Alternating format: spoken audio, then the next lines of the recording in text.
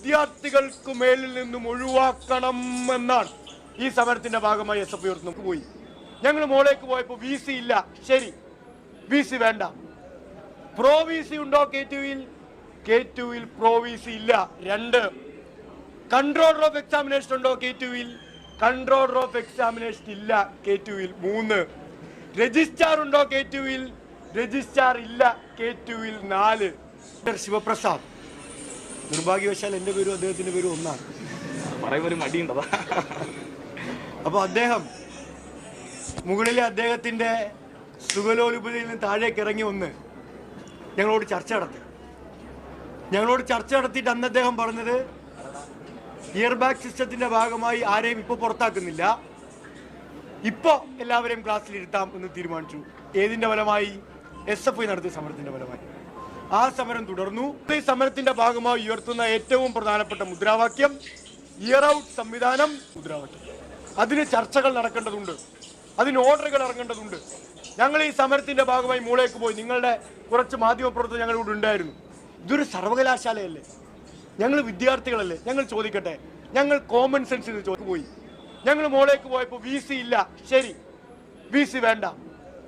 Pro V C ഉണ്ടോ K2-ൽ pro V C ഇല്ല. 2, controller of examination ഉണ്ടോ K2-ൽ? കൺട്രോളർ ഓഫ് എക്സാമിനേഷൻ ഇല്ല K2-ൽ. 3, രജിസ്ട്രാർ ഉണ്ടോ K2-ൽ?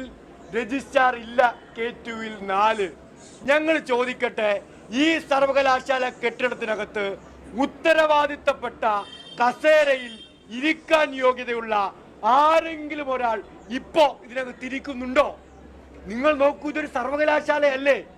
ഈ സർവകലാശാലയിൽ ഉത്തരവാദിത്തപ്പെട്ട ആളുകൾ വേണ്ടേ? വിദ്യാർത്ഥികളുടെ വിവിധങ്ങളായ വിഷയങ്ങൾ പരിഹരിക്കാൻ ഈ സർവകലാശാലയിൽ ഉത്തരവാദിത്തപ്പെട്ടവരില്ലാതെ പോയാൽ പിന്നെ ആരാണ് പരിഹരിക്കുക?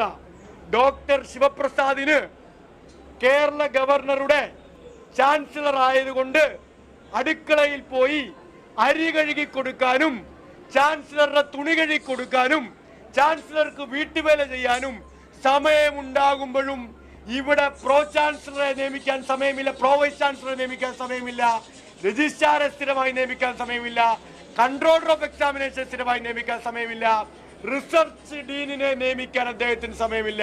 പ്രിയപ്പെട്ട ഡോക്ടർ ശിവപ്രസാദെ, കേരളത്തിലെ K2-ന്റെ വി സി എന്ന നിലയിൽ നിങ്ങൾ ശമ്പളം വാങ്ങിക്കുമ്പോൾ നിങ്ങൾ ബോധ്യപ്പെടേണ്ട പ്രധാനപ്പെട്ടൊരു കാര്യമുണ്ട്. നിങ്ങൾക്ക് കേരളത്തിലെ ഗവൺമെന്റ് ശമ്പളം എണ്ണി തരുന്നത് ചാൻസലർക്ക് കറി വെച്ചു കൊടുക്കാനല്ല എന്ന